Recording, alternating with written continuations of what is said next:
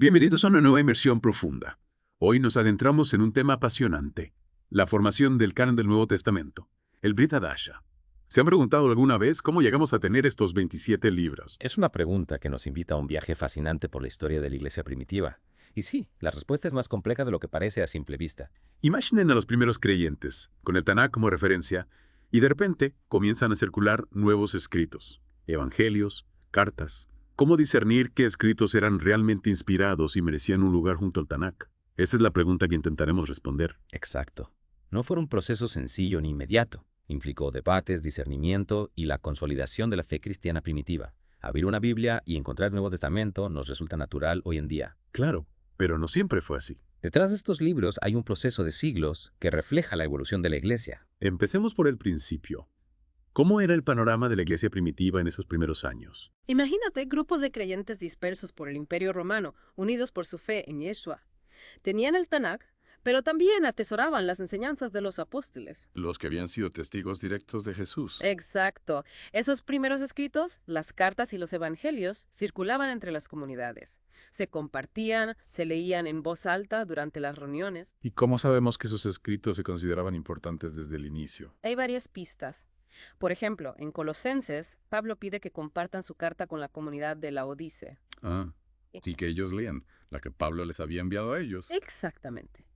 Ese intercambio sugiere que desde muy temprano se reconocía la autoridad de estos escritos. Es fascinante ver cómo se iban formando las bases de lo que luego sería el Nuevo Testamento. Y si analizamos los escritos de los padres apostólicos, líderes de finales del siglo Odá y principios del Cerono, encontramos citas y referencias a los evangelios y a Pablo. Incluso sin mencionar los nombres de los autores. Claro, lo cual indica que ya se les otorgaba un lugar central. O sea que la semilla del Nuevo Testamento ya estaba germinando en el corazón de la iglesia primitiva. Exactamente. Pero, ¿cuál era el propósito de estos nuevos escritos? ¿Por qué se consideraron tan importantes? Buena pregunta. A veces damos por sentado el Nuevo Testamento, pero no pensamos en su significado para aquellos primeros creyentes. Estos escritos tenían una triple misión: documentar, interpretar y preservar la buena nueva de Yeshua, como una continuación de la obra de Dios revelada en el Tanakh. No eran un reemplazo, sino una extensión de la revelación divina. Es decir, que el Brit Hadasha se veía como un nuevo capítulo en la historia de la relación entre Dios y la humanidad. Un capítulo que comenzó con el Tanakh y que continuaba con la llegada de Yeshua. Y recordemos que el mismo Yeshua preparó a sus discípulos para esto. Les prometió que el Espíritu Santo los guiaría y les revelaría cosas que aún estaban por venir. Es como si les estuviera anunciando que la historia de la revelación no terminaba con él. Exactamente. De acuerdo, pero con tantos escritos circulando, ¿cómo se decidió cuáles formarían parte de este nuevo capítulo de la revelación? Ahí está el quid de la cuestión, la formación del canon. Y aquí es donde entra en juego el discernimiento de la iglesia primitiva, utilizando criterios específicos para determinar qué libros eran verdaderamente inspirados por Dios. Me intriga saber cuáles eran esos criterios, porque a simple vista podría parecer un proceso subjetivo. ¿Cómo podían estar seguros de estar eligiendo los textos correctos? No era un proceso arbitrario. A lo largo del tiempo, la iglesia primitiva fue desarrollando 3 criterios principales para determinar la canonicidad de un texto. Y quiero enfatizar que no se trataba de una selección al azar, sino de un proceso cuidadoso, basado en la tradición y la experiencia de fe de la comunidad.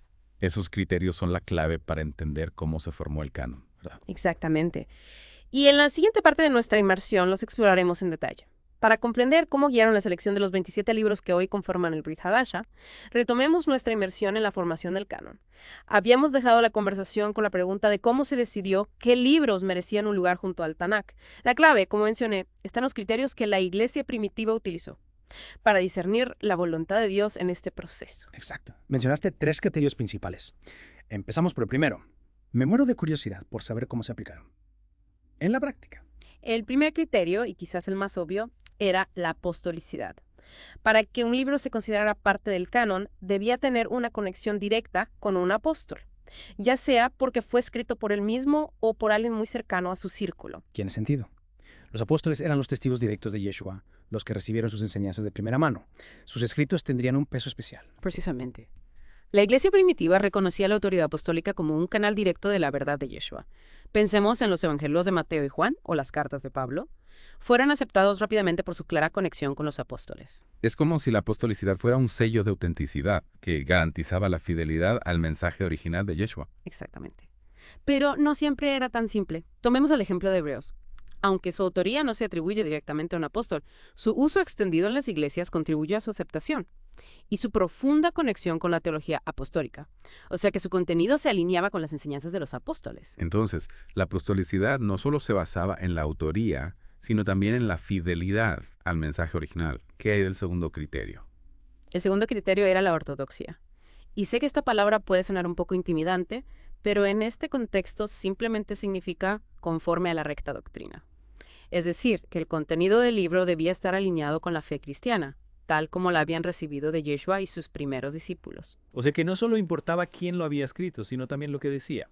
El mensaje debía ser fiel a la esencia del Evangelio. Exactamente. Un caso que ilustra este punto es el del llamado Evangelio de Pedro. Aunque se le atribuía al apóstol Pedro, la iglesia lo rechazó, porque presentaba una visión de Jesús que contradecía la fe transmitida por los apóstoles. Es como si la iglesia primitiva actuara como un guardián de la verdad, protegiendo el mensaje de Yeshua de posibles distorsiones. Me parece un proceso muy cuidadoso. ¿Y el tercer criterio, cuál era? El tercer criterio, la catolicidad, también es clave, y no se refiere a la Iglesia Católica Romana como algunos podrían pensar.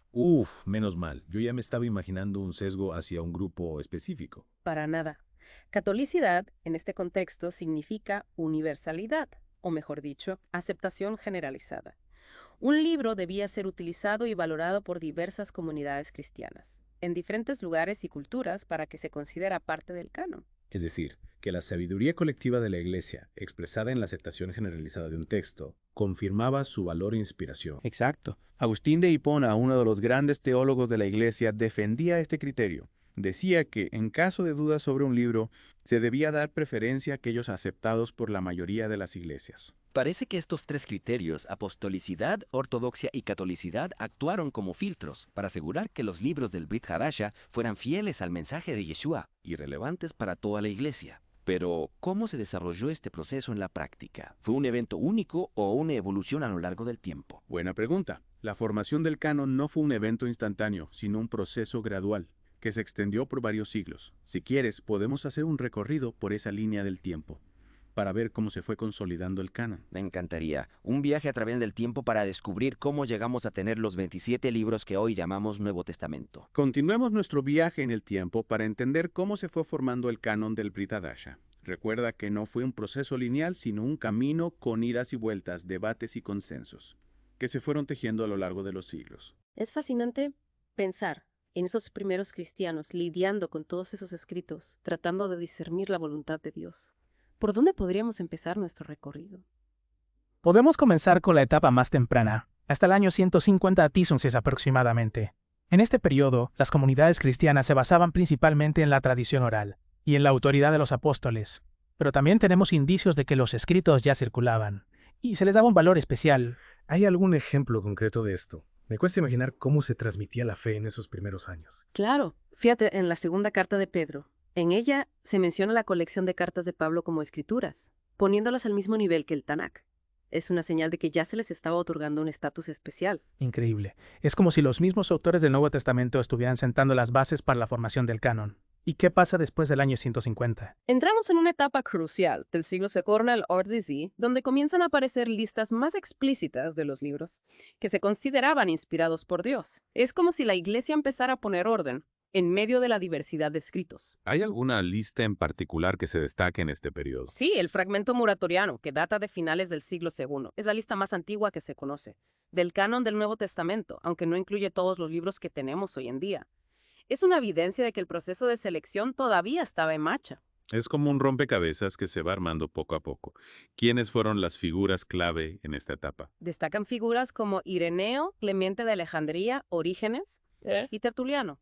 Eran líderes cristianos con una profunda formación, que contribuyeron a definir los criterios de canonicidad y a defender la autenticidad de los libros, que hoy forman el Nuevo Testamento. Es interesante cómo la Iglesia, a pesar de los debates y las diferencias, fue logrando un consenso sobre los libros, que debían formar parte del canon.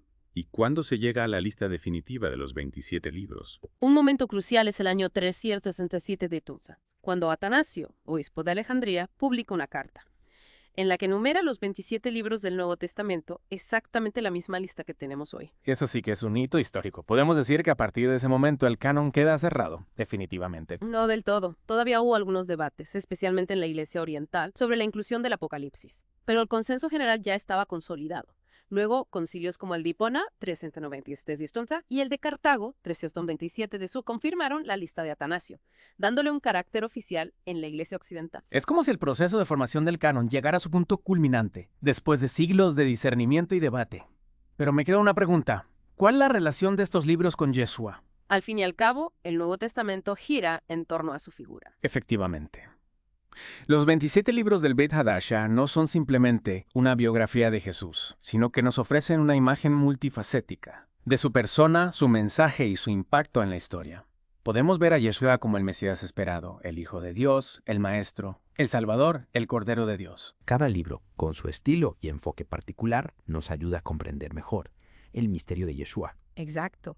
Los evangelios nos narran su vida, sus enseñanzas y sus milagros.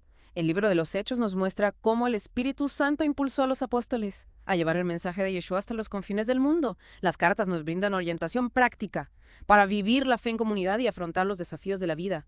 Y el Apocalipsis nos ofrece una visión esperanzadora del triunfo final de Dios y la instauración de un nuevo cielo y una nueva tierra. Es un tesoro de sabiduría e inspiración que nos guía en nuestro camino de fe. Así es. Y la historia de la formación del canon nos ayuda a valorar aún más estos libros, fruto del discernimiento de la iglesia primitiva, que buscó transmitir la verdad de Yeshua a las futuras generaciones. Ha sido un viaje fascinante a través del tiempo, explorando no solo la historia del canon, sino también su profunda conexión con Yeshua y su significado para nuestra fe. Espero que esta inmersión haya despertado en ustedes, queridos oyentes, el deseo de acercarse a las Escrituras, con nuevos ojos, con una mirada atenta a la riqueza y la profundidad del mensaje que nos transmiten. Y recuerden, la historia del Brit Hadasha no termina aquí. Cada vez que abrimos la Biblia y nos dejamos interpelar por su mensaje, nos convertimos en parte de esta historia, una historia que continúa escribiéndose en el corazón de cada creyente. Hasta la próxima inmersión profunda.